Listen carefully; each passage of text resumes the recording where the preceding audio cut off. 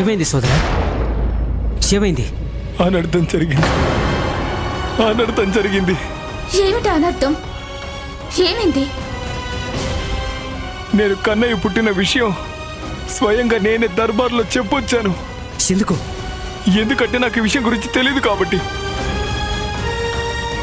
నేను ఏదో ఒక విధంగా ఈ విషయం మీకు తెలిసేలా చేసి ఉండాల్సిందే. ఇది మాటలకు సమయం కాదు. నేను త్వరగా వెళ్ళాలి, కన్నయ్యని కాపాడాలి.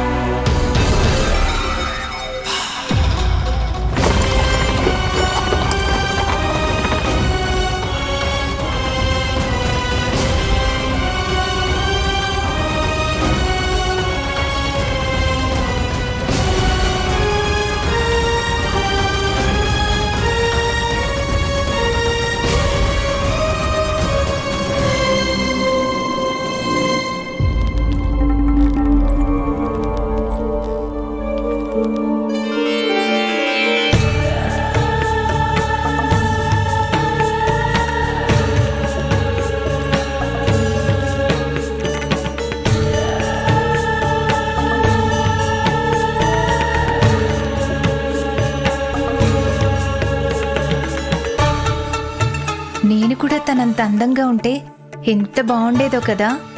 ఇంతకీ ఈవిడెవరు అసలు?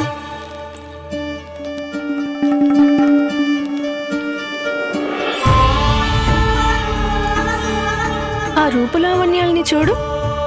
పెదవులపై చిరునవ్వు, చేతిలో కలువ పువ్వు. చూస్తుంటే సాక్షాత్తు మహాలక్ష్మి వచ్చినట్లుంది.